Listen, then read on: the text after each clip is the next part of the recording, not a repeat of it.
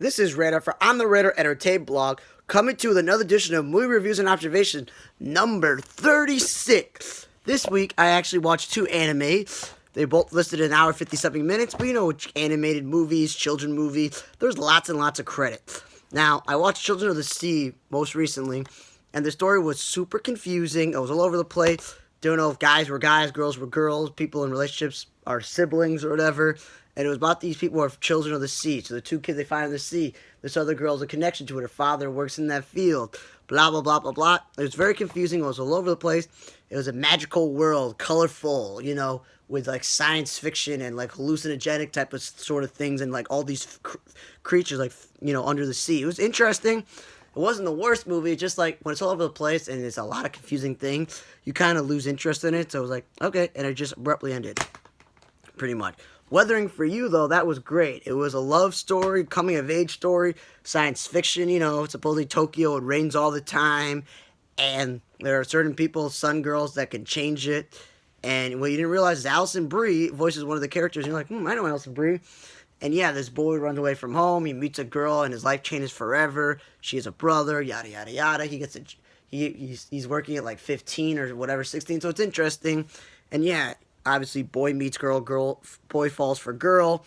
There's a whole science fiction thing with the rain and stopping the rain and all this other stuff. So it's very cute. It's the type of movie you watch where you go, you know, I'm not looking for anything super serious, and I'm not looking for anything, super like realistic. So it's like, you know, you can get this like, you know, easy carefree movie, something light, something easy to watch, and it was pretty good. It kept my attention throughout the whole entire time. I wanted to know what happened to every time, every character.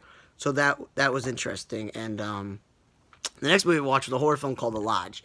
It was pretty dumb, pretty stupid, and like, it's a mother dies because her ex-husband's getting married. She kills herself. The kids are stuck with the girlfriend. They don't like her. And the boy in this movie, he was in Knives Out, and I've seen him in other movies before.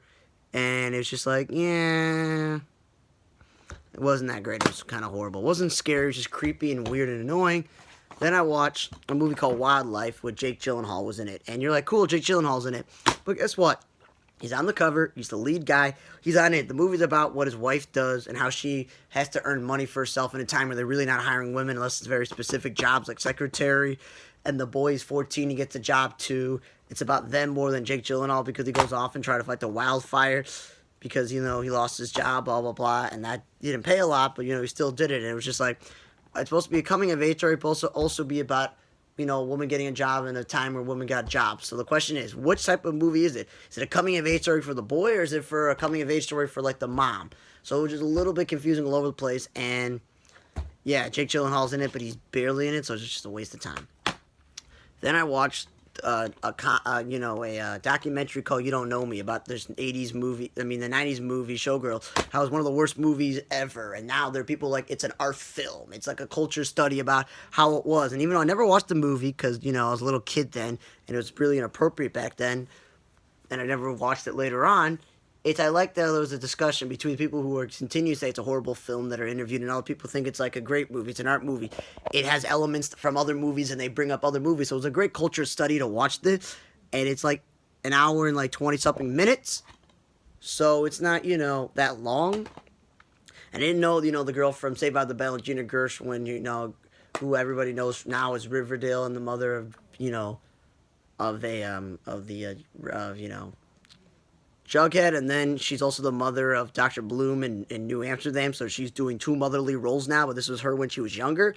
So it was interesting about a movie I've never seen before. The documentary was just very, very good, and it explored the director who made it, all the decisions the guy made, and then I watched Trip to Greece with, Steve Coogan and Rob Brydon. It's back-to-back weeks or so I watched a movie with Steve Coogan. Now, supposedly they've been doing this for a decade where they travel to other places, and it's like, semi-realistic, but it's just, fictionalized versions of themselves as famous people traveling and stuff. It's that movie you pop in, it's carefree.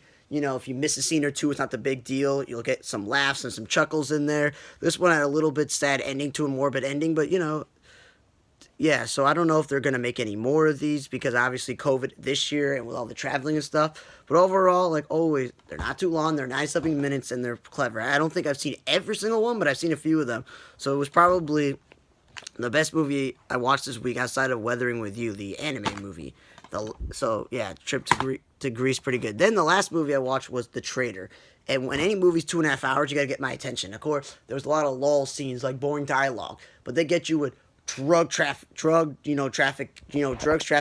mafia of Italy, sex, women, and people being shot and killed because supposedly he works for this Italian mob and somebody's out to get all the people he works with, but he goes to Brazil, watch everybody dies, and then he's afraid for his own life. So he turned himself in to the government, and they give him a deal. And the whole movie is about his deal and how it affects everybody in the Italian mafia and his own life. Blah blah blah blah. And it was interesting. The main actor of this movie, who I think his name is what's it called? His name is that. So the main actor, did a very good job of playing the dude, and I thought it was good. The show, and it was a little confusing somewhat with the time element, how many wives he had, how many people were actually related to him and just working for him. But yeah, the guy who played him was very good. His name is, I can't really pronounce it, Pier Francesco Favino. So it's one thing when a movie has subtitles and it's an hour and a half to hour 40, even hour 50.